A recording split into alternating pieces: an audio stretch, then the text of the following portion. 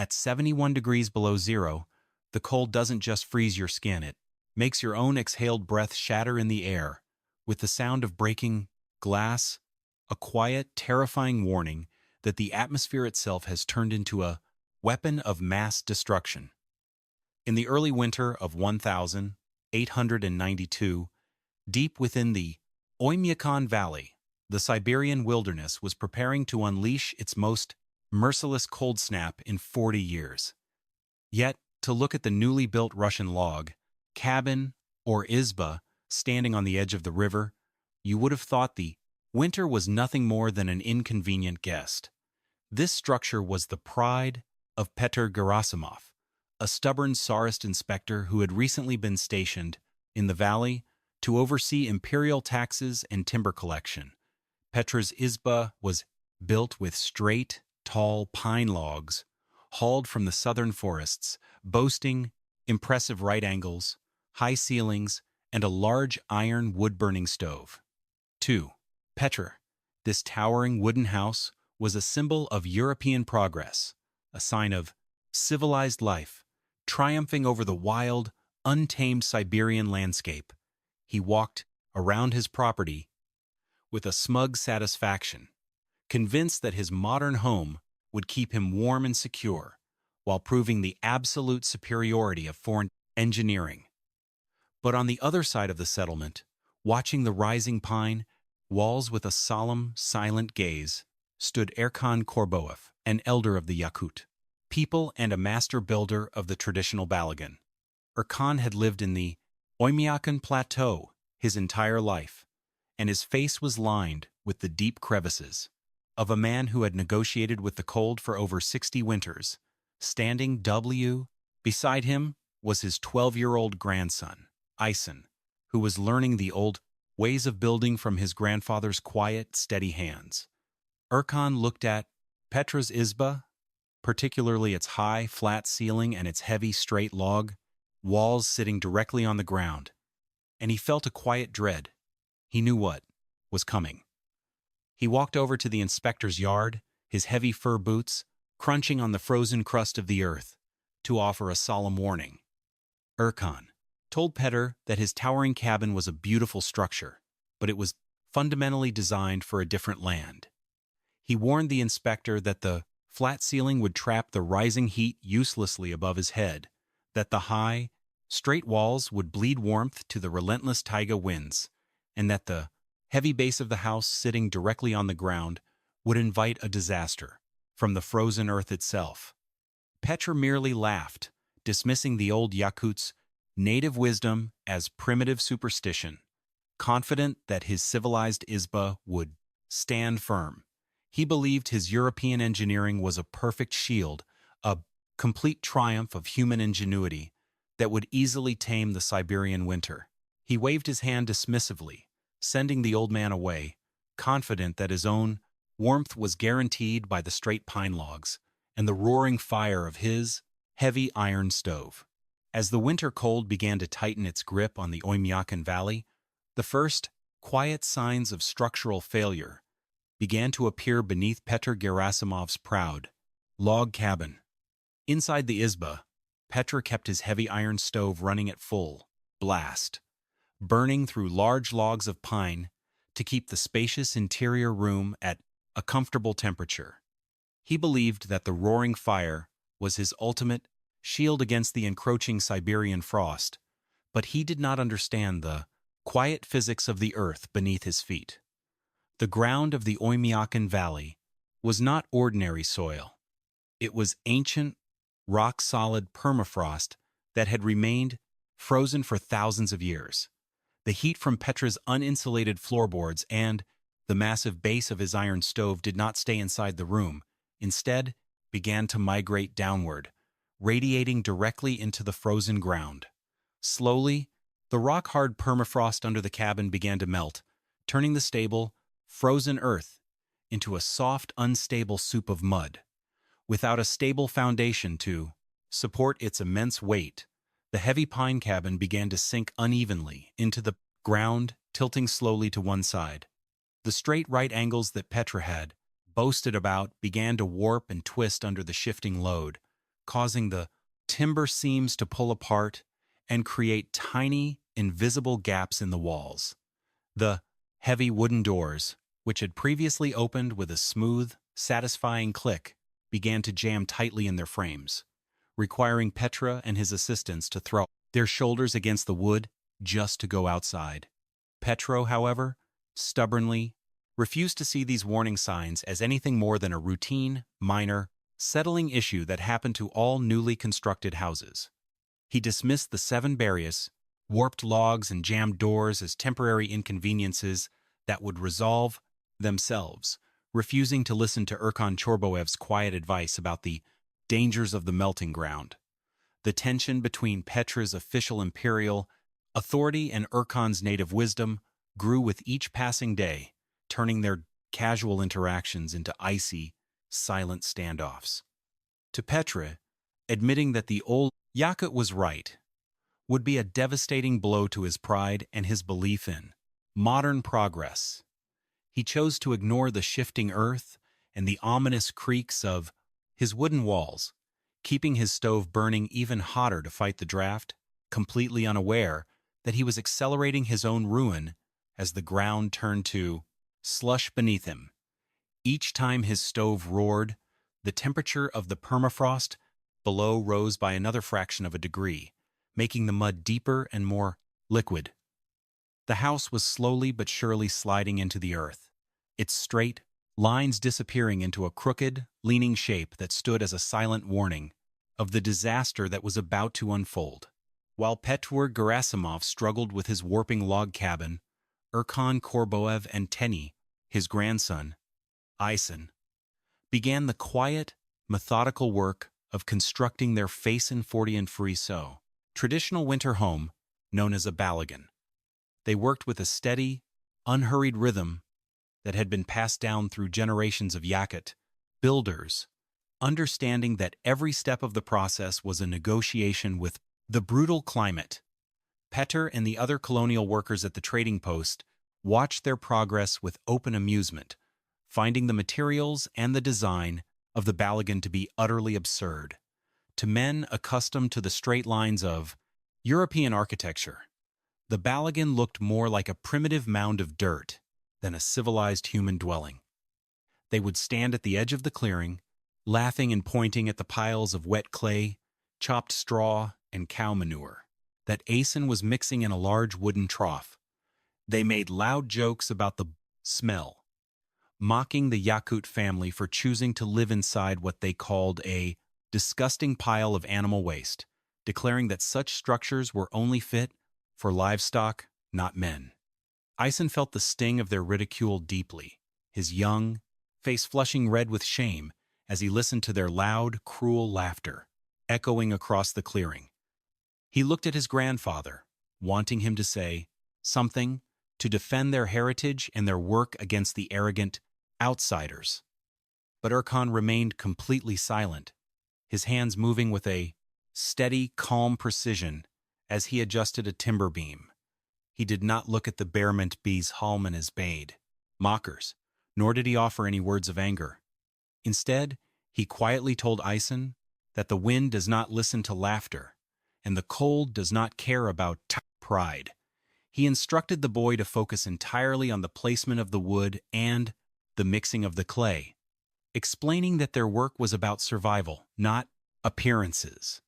Erkan was focused on the precise physics of wind deflection and permafrost protection, understanding that the slope of the walls and the insulation of the earth were their only real shields.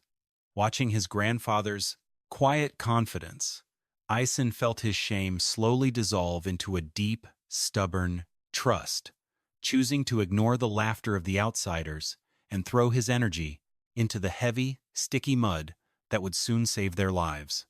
He understood that their work was not a primitive mistake, but a highly disciplined act of survival. Every handful of mud they packed onto the sloped wooden frame was a direct, silent defiance of the ignorance of the colonial outsiders who laughed at things they did not understand, proving their own wisdom through action. The tension between the traditional ways of the Yakut and the rigid authority of The imperial administration reached a dangerous peak in late November. Petr Gerasimov, frustrated by his warping cabin and eager to assert his power, walked over to the completed Balagan with a rolled parchment in his hand. He officially issued a formal written warning to Erkan Chorboev, declaring that the mud and manure structure was an unsanitary shelter that violated the empire's building codes. Petr stated that the traditional home was a health hazard, unfit for human habitation under the new administrative guidelines, and threatened to demolish the structure once his winter inspection tour concluded. He warned Erkan that the family would be forced to abandon their mud house and relocate to the standard wood frame barracks near the trading post, where they could be properly supervised and made to live like civilized subjects. The threat was a devastating blow, and Erkan knew that compliance with these foreign regulations would be a literal death sentence for his family. He had seen the imperial death barracks in previous winters. They were drafty, poorly insulated wooden boxes that became frozen tombs when the temperature dropped, requiring massive amounts of wood to maintain even a freezing temperature. He knew that the only reason his ancestors had thrived in this frozen valley for centuries was because of the unique thermal protection of the Balagan. To abandon their home was to surrender to the cold, yet to defy the inspector meant facing imprisonment or exile in a distant, even harsher region of the empire. The emotional weight of this decision hung heavily over the household as the autumn air began to freeze in earnest, turning the soft mud of the valley into a solid, unyielding stone that resisted the shovel. The taiga forest seemed to echo their anxiety, with the great trees beginning to groan and pop in the silent nights as the moisture inside their trunks froze and expanded with a sound like pistol shots in the quiet wilderness. Asen watched his grandfather, seeing the silent resolve in the old man's eyes, realizing that their fight was about defending their right to stay alive in a land that showed no mercy to the ignorant. He knew they could not yield, for the cold of Yakutia was a relentless master that would show no pity to those who abandoned their ancestral shields for the sake of colonial laws. They had spent months preparing this home, treading through the mud and carefully placing each timber, and they would not let a piece of paper seal their fate. As the darkness of the winter solstice approached, Erkan quietly prepared his family for the siege, knowing that the cold itself would soon be their ultimate judge, delivering a silent, freezing justice that no imperial decree could stand against, protecting those who knew how to live in absolute alignment with the rhythms of this unyielding, beautiful, and deadly frozen wilderness. They would stay warm, surviving against all odds. The foundation of the Balagan was where the first major lesson of Arctic engineering began, and Erkan Chorboev made sure his grandson understood the place, physical principles behind every step. They stood together in the crisp, freezing air of early autumn, looking at the flat plot of ground they had cleared near the edge of the taiga forest. Unlike the European builders who dug deep trenches for their stone foundations, Erkan explained that they must never dig into the Siberian earth. The ground here was rock-solid permafrost, a delicate layer of frozen soil and ice that had held the landscape together for thousands of years. Erkan told Asen that the earth was like a sleeping giant. If you kept it cold, it would support any weight, but if you warmed it up, it would melt into a soft, swallowing mud that would pull the entire house down. To prevent this, they used a technique that Erkan called flotation, a method designed to spread the weight of the structure evenly across the surface without disturbing the frozen soil beneath. They began by laying large, flat wooden pads, made of split larch trunks, positioning them in a wide, rectangular pattern that measured roughly 6 meters by 8. These pads functioned exactly like snowshoes on deep snow, distributing the massive load of the future mud house over a wide area to prevent any single point from sinking into the ground. Atop these pads, They raised thick floor joists, elevating the entire floor of the tile cabin several inches above the ground level. This elevation was a critical design choice, creating a cold crawl space beneath the floorboards where the freezing winter winds could move freely. This constant circulation of freezing air ensured that the ground beneath the house remained rock-solid and frozen throughout the entire winter, completely unaffected by the warmth of the living space above. It was a simple, elegant solution that prevented the permafrost from melting, keeping the entire foundation stable and secure even during the province's longest cold snaps. Unlike Petra's sinking cabin, as Ison helped his grandfather position the heavy larch pads, checking their level with a small wooden plumb line, he felt a deep emotional connection to the work. He was learning that survival in this harsh land was not about fighting the earth or trying to force it to change. It was about understanding its rules and respecting its limits. His grandfather's hands, weathered and scarred from years of hard labor, guided his own with a gentle, patient pressure, teaching him that the ground would only support them if they had the humility to float upon it, rather than dig into its frozen heart. This was the first of many lessons, a quiet reminder that in Yakutia, the earth beneath your feet is a living force that must be respected if you wish to see the spring. Once the floating foundation was secure, Erkan and Ison began raising the wooden skeleton of the Balagan, a process that revealed the unique aerodynamic intelligence of traditional Yakut architecture. They selected strong larch, flexible birch trunks, cutting them to specific lengths and stripping the bark to keep the wood dry and clean. Instead of standing the main support pillars at a standard, upright 90-degree angle like Petra's Izba, Erkan positioned them, so they tilted slightly inward. This deliberate slant transformed the entire wooden frame into a truncated pyramid, a low-profile shape that looked strange to the eye, but held a massive physical advantage. Erkan explained to Asen that the taiga winds were powerful forces that could easily tear flat, high walls apart, but a sloped wall would force the wind to glide over the house rather than slamming into it head-on. The wind pressure would actually be converted into a downward force, pressing the structure more firmly against its foundation, pads, and making it more stable as the storm grew more violent. But the most surprising detail of the frame's construction was the complete absence of metal. Nails. Petr Gerasimov had imported heavy iron nails for his cabin, but Erkan explained that iron was a dangerous enemy in the deep freeze.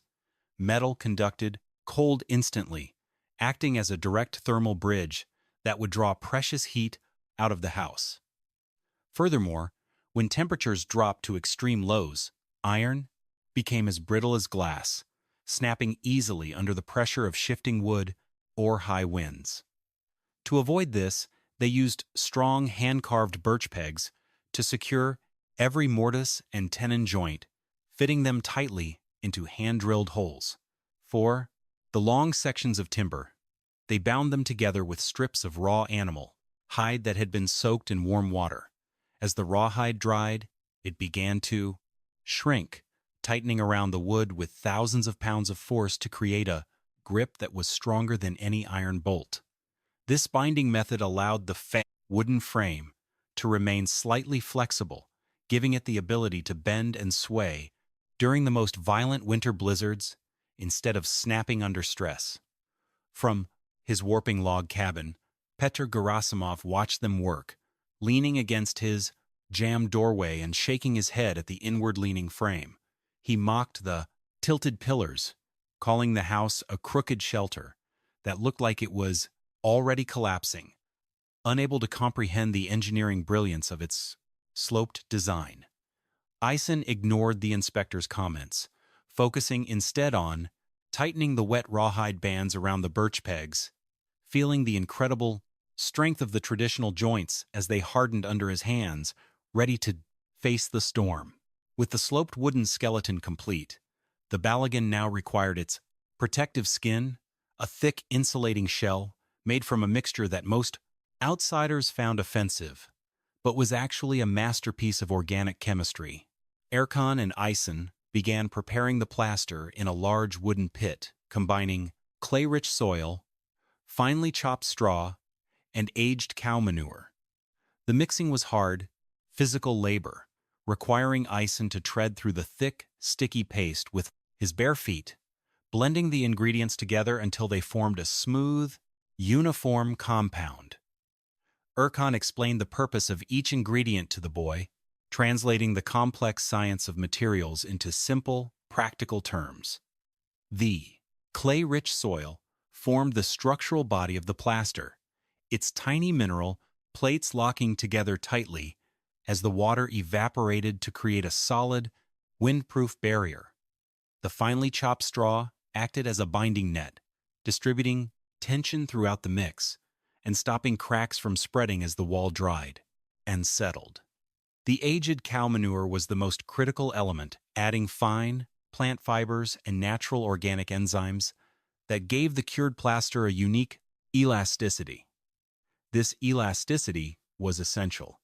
It allowed the shell to expand and contract slightly in response to extreme temperature changes, preventing the wall from shattering like concrete when the deep freeze arrived. They began applying the sticky paste by hand, pressing it firmly into the wooden laths of the sloped walls. Erkan showed Ison how to use his fingers to pack the mix into every tiny seam where the floor met the timber frame, explaining that a trowel might leave small, invisible pockets of air that would eventually become drafts. They worked their way upward, building a continuous, seamless wall that was nearly 10 inches thick at the base and tapered slightly as it reached the roofline. They carefully rounded off every external corner, creating smooth, organic curves that would allow the winter wind to glide past without finding a flat edge to catch on. As they worked, Erkan explained the concept of the wall functioning as a biological lung. He told Ison that a house must breathe to keep its occupants healthy. If they sealed the walls completely with modern oils or paint, the moisture from their breath, cooking, and sweat would remain trapped inside. In the extreme cold, this trapped vapor would freeze directly on the log surfaces, peeling the plaster, making the interior damp and causing the wood to rot from within. The clay and manure mix, however, was naturally porous, allowing water vapor to migrate slowly outward along a pressure gradient while preventing the bulk flow of freezing air from entering. The organic fibers would absorb excess humidity during the day when the house was active and release it slowly at night as the temperature dropped, acting as a natural humidity regulator. As the first light snow began to fall, the thick mud shell began its final cure, its surface turning into a hard mineral glaze that gleamed in the Ratian fistus, dim winter light. This glaze was their armor. Ison wiped the sticky clay from his hands, looking at the smooth, rounded walls of their completed home with a deep sense of accomplishment, realizing that this humble mud shell was a living shield, ready to guard their lives against the killing cold. As the winter cold tightened its grip on the valley, turning the flowing waters of the Lena River into a thick highway of solid ice, Erkan and Ison set out to complete the final structural element of their Balagan. The windows, traditional, houses in Europe used glass. But glass was fragile, expensive, and a poor insulator in extreme cold. The Yakut had long ago discovered a superior alternative that was abundant, free, and perfectly suited to the sub-zero climate. They walked down to the riverbank, carrying heavy iron axes and sharp ice saws to harvest clear, thick blocks of river ice. Erkan selected a spot where the water was deep and slow-moving, ensuring that the ice would be free of trapped air bubbles, sediment, or organic debris that would cloud the window pane. They cut a series of neat rectangular blocks, each measuring roughly 40 centimeters wide and 60 centimeters long, with a thickness of nearly 10 centimeters. These heavy, glittering slabs were hauled back to the Balagan on a wooden sled, their surfaces catching the pale winter light like giant diamonds. Inside the house, Erkan used a sharp, curved knife to shave the edges of each ice block, trimming them with meticulous care until they fit snugly into the stepped wooden window frames of the sloped walls. To seal the window, Asen mixed snow and cold water in a wooden bucket, creating a thick, freezing slush mortar. He pressed this slush firmly into the gaps between the ice block and the timber frame, using his mittened thumb to pack the mixture tight. The slush froze almost instantly in the frigid air, creating a solid, crystalline gasket that sealed the window completely against the wind, keeping the drafts out. The ice window did not offer a clear, transparent view of the outside world. Instead, it functioned as a natural light diffuser. When the weak winter sun rose above the weak horizon, its harsh rays were softened and scattered by the thick ice pane, filling the interior of the Balagan with a beautiful, warm, ambient glow that illuminated the room far better than standard glass. On the coldest nights, delicate layer of hoarfrost would bloom on the interior surface of the ice window, forming intricate white patterns that looked like a frozen garden.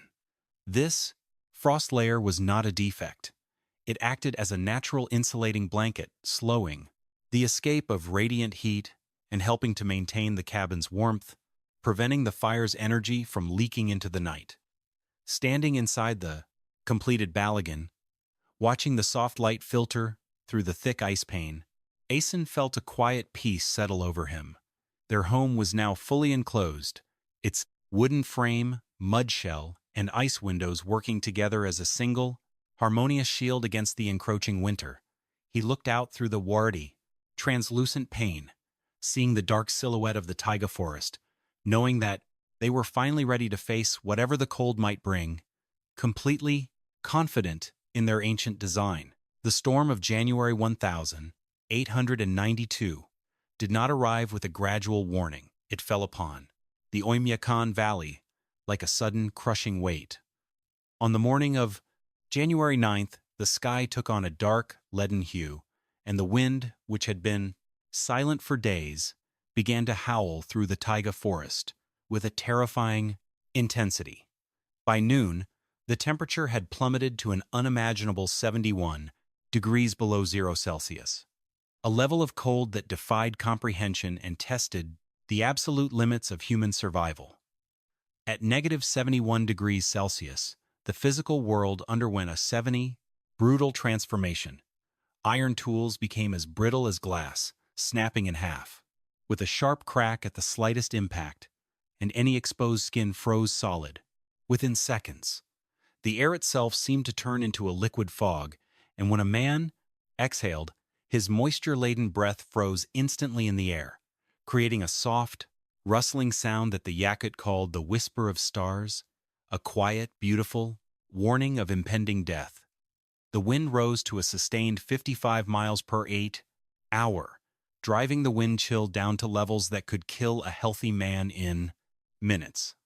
Inside his proud log cabin, Petr Gerasimov's world began to unravel with terrifying speed.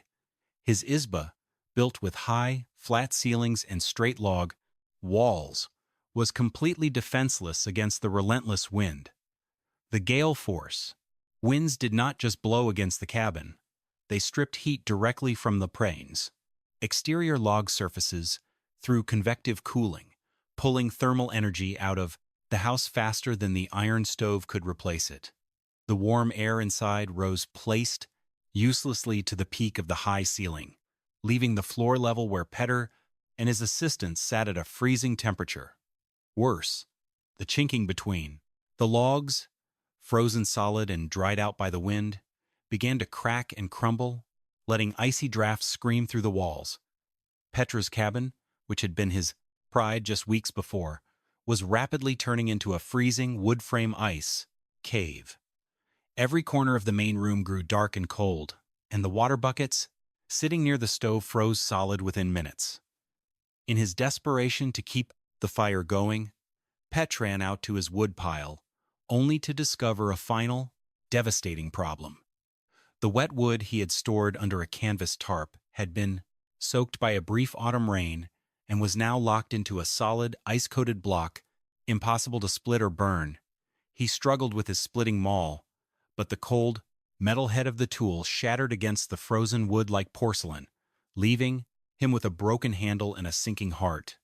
Petr stumbled back inside, his hands shaking violently, his face pale with cold and fear, as he realized that they were completely trapped with almost no usable fuel on the coldest night in 40 years, staring at a hearth that was slowly going dark.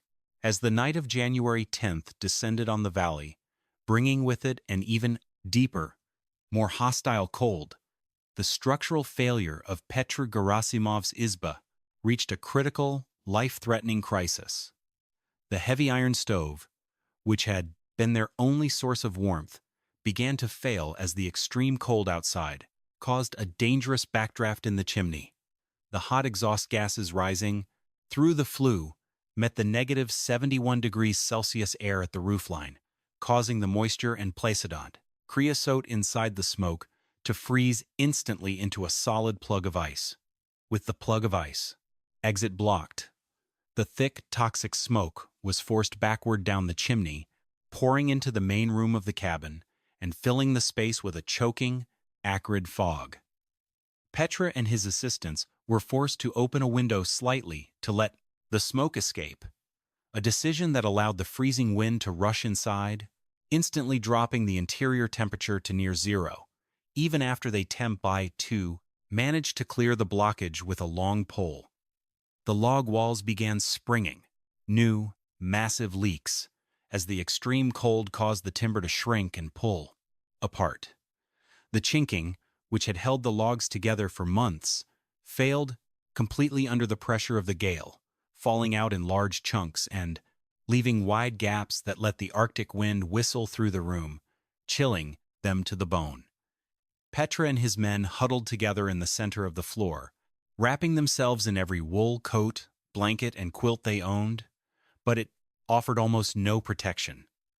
The floorboards, resting on the melting permafrost, had settled further, and the temperature at floor level dropped well below freezing, turning the bottom of the room into an ice rink. Their breath rose in thick white clouds that crystallized on the wool blankets, forming a layer of frost over their faces. Petr felt his body temperature dropping, his fingers and toes losing sensation, and his mind slipping into the dangerous lethargy of hypothermia. The pride that had driven him to mock the Yakut mud house had completely vanished, replaced by a pure, animal terror as he looked at his dying fire and realized they would not survive until morning. He looked through the frosted window pane toward the distant, glowing light of Erkan's Balagan, a low, rounded shape that stood silent and undisturbed in the middle of the screaming blizzard. He realized that his modern, civilized cabin was a useless, freezing trap, and that his only hope of survival lay in the very structure he had threatened to destroy just weeks before. If only he had the strength to crawl through the snow, to reach its warm, protective embrace.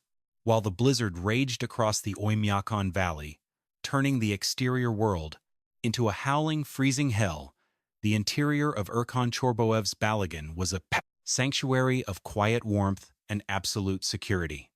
Inside the mud house, the mud temperature held at a comfortable, stable 18 degrees Celsius, a level of warmth that felt almost tropical compared to the negative 71 degrees Celsius outside. Erkan and his grandson, Asen, sat together on a low wooden bench near the central clay stove, which was the heart of their home's heating system. They did not need to maintain a roaring, wasteful fire like the one Petr had run in his iron stove. Instead, they managed a steady, slow-burning fire fueled by dry dung blocks they had stacked near the door. Erkan explained to Asen that their fire was not meant to heat the air directly, but to charge the thick mud walls of the house, which functioned as a massive thermal battery. The thick mixture of clay, straw, and manure absorbed the thermal energy from the stove throughout the day, storing it within its dense mass and slowly radiating it back into the room over the course of many hours. This constant, gentle, radiant warmth kept the interior temperature stable, preventing the sudden temperature spikes and crashes that plagued standard log cabins. Because of this thermal inertia, they only needed to add a few blocks of dung every 3 or 4 hours to maintain a comfortable temperature, burning through less than a third of the wood that a standard house would have consumed in a single afternoon, untouched. The air inside the Balagan was clean and draft-free, thanks to the product's aerodynamic shape of the sloped walls and the precise ventilation system Erkan had engineered. The warm air rose naturally to the apex of the curved ceiling, where the small crown vent let out just enough smoke to keep the room clear, while the floor flaps pulled in a controlled thread of fresh oxygen to keep the HUH well fire bright. The ice windows, sealed tightly with frozen slush, diffused the dim winter light, casting a soft golden glow over the warm clay benches and the benches, wooden floorboards. Ison looked at the ice pane, seeing the thick layer of hoarfrost that had formed on the inside, creating beautiful, crystalline patterns that looked like a winter garden. He felt a deep, profound sense of safety, knowing that the heavy mudshell and the sloped timber frame were holding back the worst storm in 40 years without a single creak or draft. He realized that the materials his neighbors had mocked as dirty and primitive, the cow manure, the river ice, the clay from the riverbank were actually their greatest protectors, engineered by generations of his ancestors to turn a lethal wilderness into a comfortable, secure home. He felt a quiet pride in his Proson's grandfather's wisdom, understanding that they had not merely built a shelter, but had entered into a deep, respectful partnership with the cold itself, finding warmth in the very materials the land provided, while the proud log cabin across the clearing lay dark and freezing, under the wind's relentless assault. As the cold reached its absolute peak on the third day of the storm, Erkan Chorboev decided it was time to implement the final, most ancient stage of their marrying survival strategy. He and Ison walked to the small barn adjacent to the Balagan and led their breeding livestock 2 hardy Yakutian cows and 3 thick-wooled sheep through the short connecting tunnel into the partitioned bay of the house. This bay was located on the northern end of the structure, separated from the family's living quarters by a thick, hand-packed clay wall that reached from floor to ceiling. Bringing animals inside the home was a practice that the imperial inspectors had condemned as primitive and backward, but to the Yakut, it was a vital piece of thermodynamic engineering. Erkan explained to Ison that every living creature is a source of heat, and in a climate where the body temperature is 71 degrees below zero, no source of energy can be wasted. Each cow generated approximately 1,500 British thermal units of heat per hour through its natural metabolic processes, while the sheep contributed several hundred more. Together, the 5 animals produced roughly 4,000 BTUs of constant passive heat every hour, a baseline of warmth that did not require a single scrap of firewood, saving their fuel. This biological heat rose naturally in the partitioned bay, warming the interior air, and transferring its energy directly into the shared clay partition wall, the thick mud and manure wall, acting as a thermal battery, absorbed this passive biological heat and radiated it slowly, steadily back into the family's living quarters on the other side, warming the space. This constant, gentle warmth helped to stabilize the house's overall temperature, preventing it from dropping during the coldest hours before dawn when the stove fire was banked with ash. The animals had their own separate ventilation path, which ensured that the air in the living area remained clean and free of odors, while the warmth of their breath kept the northern wall of the Balagan dry and free of frost. Standing near the shared partition wall, listening to the soft rustling and low grunts of the cows on the other side, Ison felt a deep, profound sense of harmony. He realized that their survival was not achieved by isolating themselves from the natural world, but by integrating every element of their lives, humans, animals, and Earth, into a single, elegant survival engine. This was the true wisdom of his ancestors, a quiet understanding that life is a shared breath, and that in the face of the taiga's lethal cold, they were all bound together in a quiet, mutual pact of warmth, finding comfort in the shelter of the earth, while the 70s Ennis, proud, civilized world outside, froze in its own arrogance. On the morning of January 12th, with the blizzard still screaming across Oymyakon, Petr Gerasimov reached the absolute end of his endurance. His izba had become a freezing tomb. The iron stove was cold, the log walls were coated in thick ice, and his fingers had turned a dangerous, waxy white with advanced frostbite. He realized that staying in the cabin meant certain death, and that his only hope lay in the traditional mud house he had threatened to demolish. He wrapped his frozen feet in blankets, threw his heavy fur coat over his shoulders, and stepped out into the blinding whiteout. The cold hit him like a blang, physical blow. A solid wall of 71 degrees below zero that froze the Frostone, moisture in his eyelashes instantly, and made his lungs burn with every breath. He could not see his hand before his face, and the wind, roaring at 55 miles per hour, threatened to knock him down with every step. He stumbled through the chest-deep snow, losing his footing and falling into the drifts, his mind growing sluggish as the hypothermia took hold.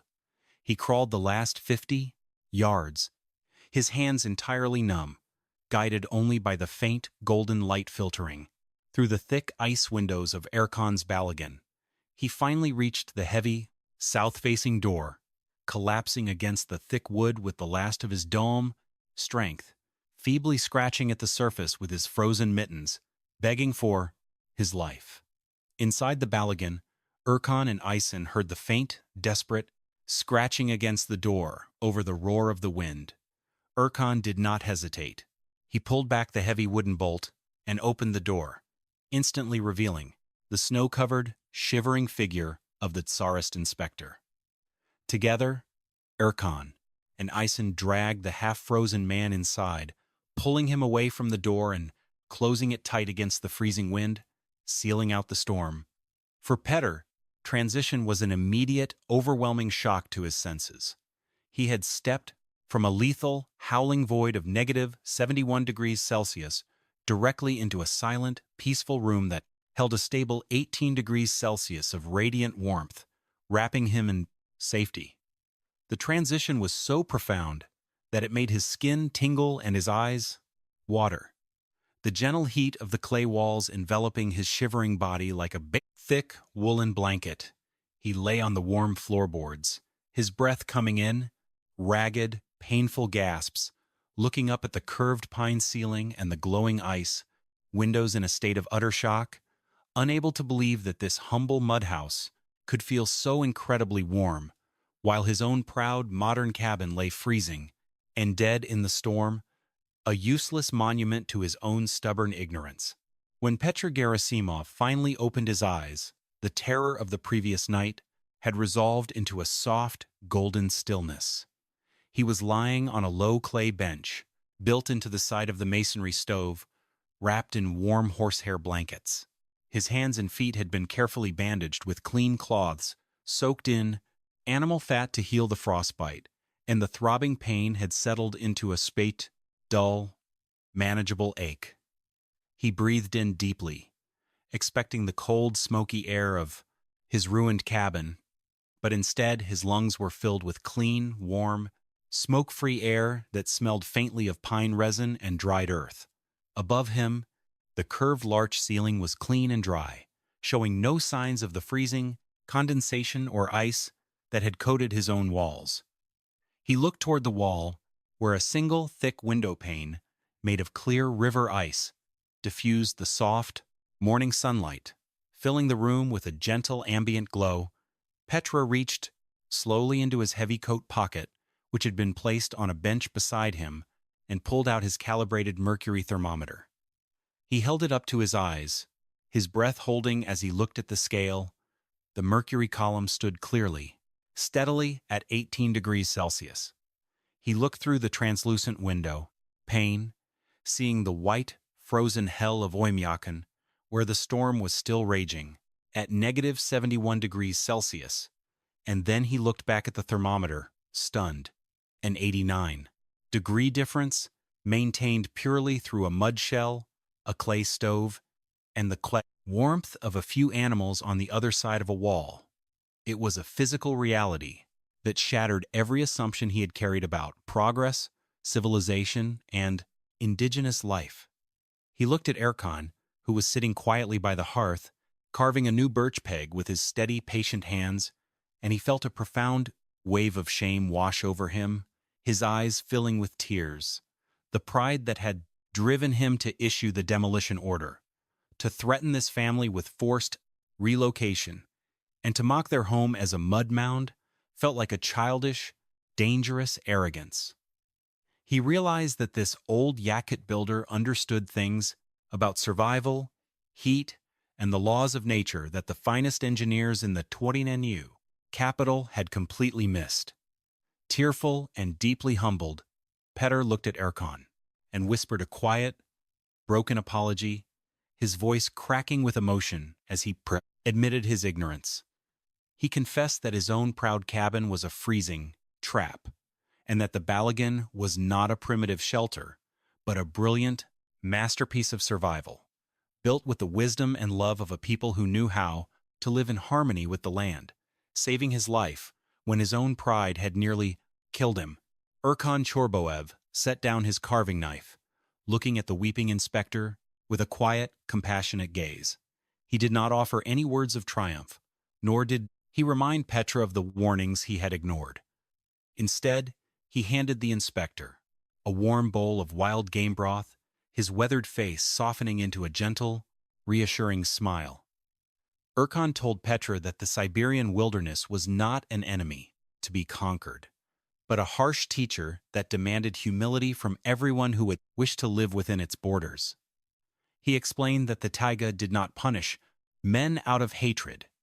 It simply stripped away their illusions, forcing them to see the truth of their own fragility and their dependence on the earth.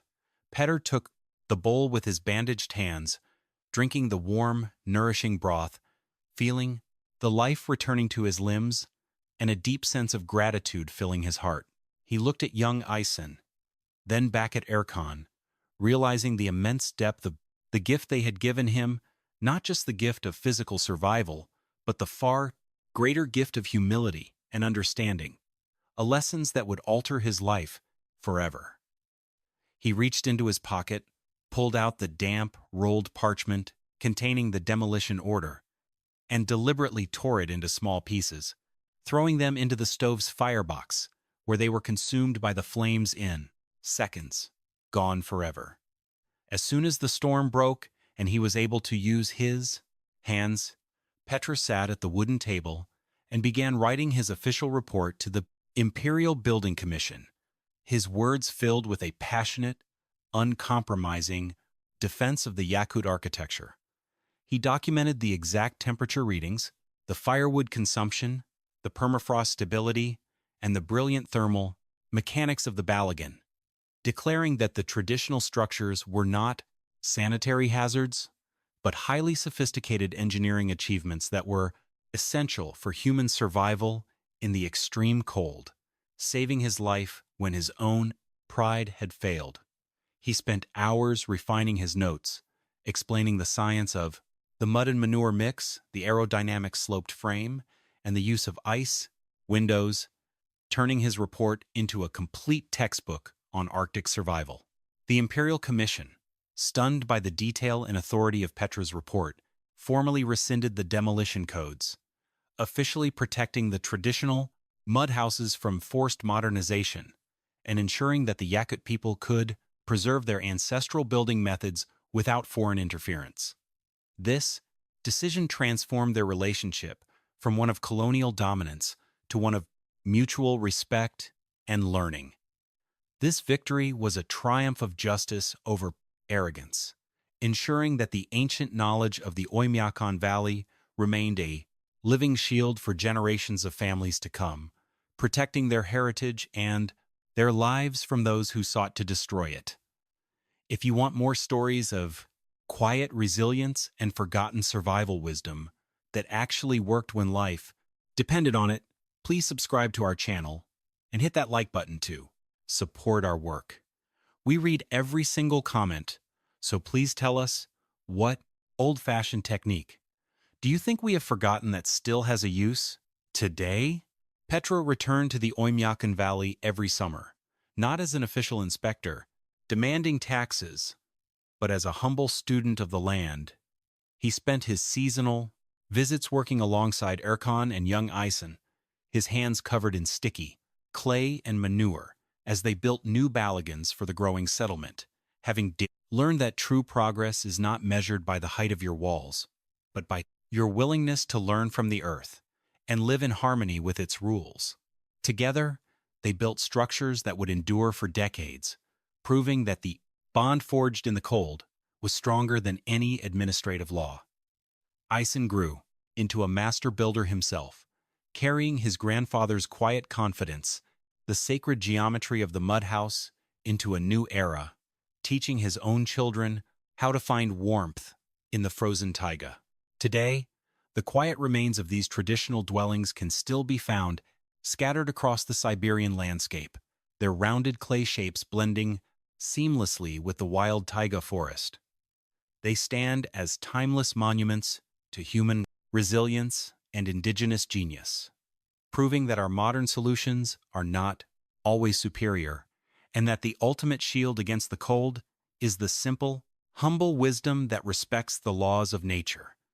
Because in the end, survival is not about building a fortress to shut out the world, but about having the courage to build a home that breathes with it.